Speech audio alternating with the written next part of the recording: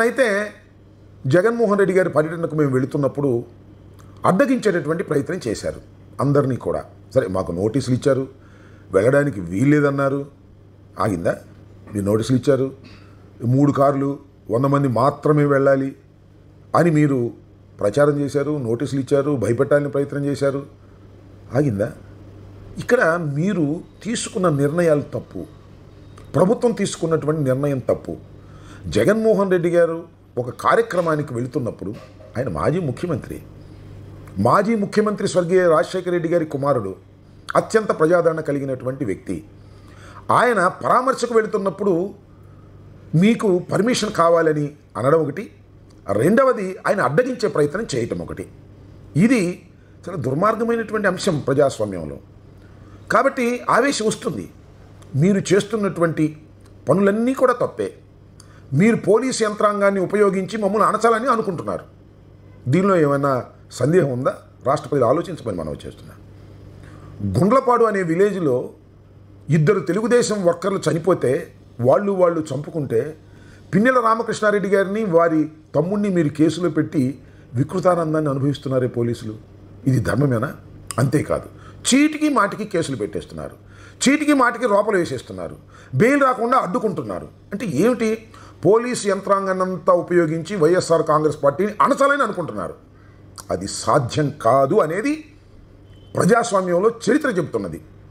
ప్రతి దానికి పోలీసును లాఠీని ఉపయోగించాలి, కేసులు ఉపయోగించాలని మీరు చేసే ప్రయత్నానికి వ్యతిరేకంగానే మాకు ఆవేశం వస్తుందని మనవి చేస్తున్నాను. మా ఆవేశానికి అర్థం ఉంది, ఆలోచన కూడా ఉంది అని కూడా ఈ సందర్భంగా నేను చెప్పదలుచుకున్నాను. ఎస్, నిన్న జగన్మోహన్ రెడ్డి గారు పర్యటనకు వెళ్తున్నప్పుడు వారితో పాటు మేము కలిసి వెళ్తున్నాం కదా, బ్యారికేడ్లు పెట్టి ఆపేస్తారండి మమ్మల్ని. ఆపేస్తే మేము ఊరుకోవాలా? కేసులు పెట్టుకోండి, మాకేం అభ్యంతరం లేదు.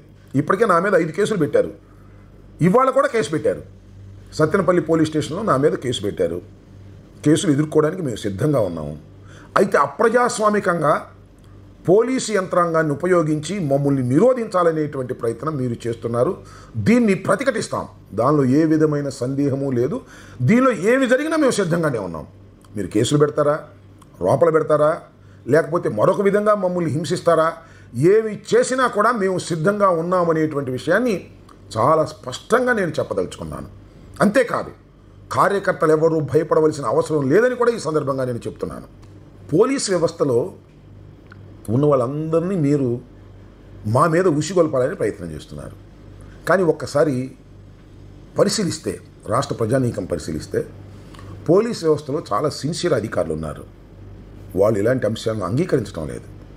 కానీ కొంతమంది చంద్రబాబు నాయుడు గారు తాబేదారులనండి, లోకేష్ గారు రోజు మాట్లాడేటటువంటి వ్యక్తులు కానివ్వండి, ఐపీఎస్లో ఉన్నవాళ్ళు కక్షగట్టి దీన్ని అణచాలని, జగన్మోహన్ రెడ్డి గారి మీద కక్ష తీర్చుకోవాలని ప్రయత్నం చేస్తున్నారు.